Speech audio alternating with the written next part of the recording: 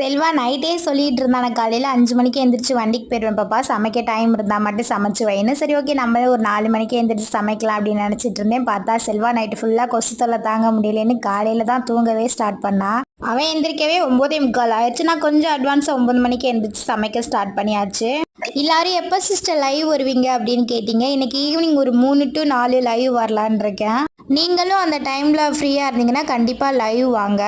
அப்படி இல்லைன்னா நீங்கள் ஒரு டைம் கமெண்ட் பண்ணுங்கள். அதிகமாக எந்த டைம் சொல்லியிருக்கீங்களோ அதே நேரத்தில் நான் ஈவினிங் டைமில் லைவ் வரேன். இன்றைக்கி காலையில் தோசை தான். தோசை ஊற்றிட்டு இருக்கும்போதே செல்வா பழைய சாதம் இருக்கான்னு கேட்டுட்டு இருந்தான். இல்லை நான் தோசை ஊற்றிட்டேன், தோசையே சாப்பிடு அப்படின்னு நைட்டு வச்சு சிக்கன் குழம்பு லைட்டாக ஹீட் பண்ணி சாப்பிட்டாச்சு. செல்வா சாப்பிட்டுட்டு டூட்டி பார்க்காம டோரா பூஜி பார்த்துட்டு இருந்தான். இதிலே தெரிஞ்சு போச்சு தம்பி இன்னைக்கு வண்டிக்கு போவானா போக மாட்டானா அப்படின்னு. இருந்தாலும் நம்ம மதியத்துக்கு சமைச்சு வச்சிரும். அப்படி இல்லைன்னா நீ சமைக்காததுனால தான் நான் போலேன்னு நம்மக்கிட்டே கதை விடுவான். நம்ம ஃபேமிலியில் கனிமலர், பாக்கியா, தேவி உங்களுக்கு இனிய பிறந்தநாள் நல்வாழ்த்துக்கள். எப்போ